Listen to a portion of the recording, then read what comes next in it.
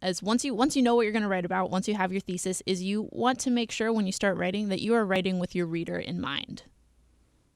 Right. I mean, you want to, that is exactly right. A lot of the tendency, again, this is a tendency that I found among writers, is that they try to write to make themselves sound smart. Well, that's great. We all want to sound smart, right? But the problem is that when you write to sound smart, you sound like someone who is trying to sound smart as opposed to somebody who is actually smart.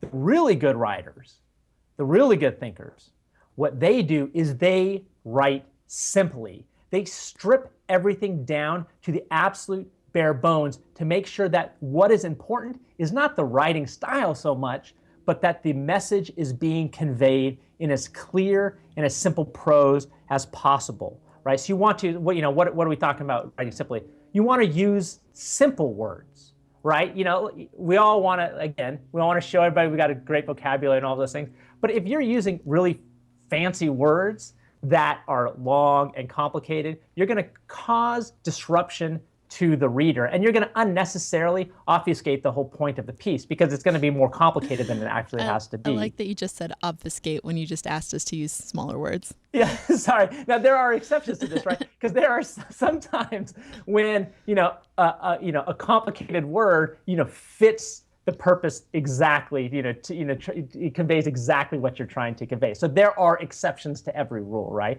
And kind of the second thing beyond using simple words is that you want to use simple sentence construction. Start with your subject, go to your verb, end with your object. Now, there are variations of this, but that's active writing as opposed to passive writing. And the more traditional, there's a reason that sentence construction is, the way it is under the traditional rules. It's because it is designed to communicate really clearly. So when you go out and you make long, complicated sentences with a bunch of clauses, or if you use passive voice as opposed to active voice, you're just going to, again, muddy the waters in terms of what you're trying to convey. Yes, you definitely are. This is kind of analogous to having a professor, an astrophysicist, who is teaching Physics 101, and his head is all up with black holes and universes far away, and he is trying to communicate this to freshmen who are maybe taking his class for a credit because they have to. Because he's not speaking at their level, they're not going to get what's going on. So you really need to keep both your readers and your listeners in mind. Right, and if you think about, to go back to some of those investors who are also fabulous writers, if you read Warren Buffett's letter, literally anybody can read his letter. You don't have to be a guy on his level of investing to be able to read and understand what he is saying. The same thing is true of Howard Marks at Oaktree Capital Management.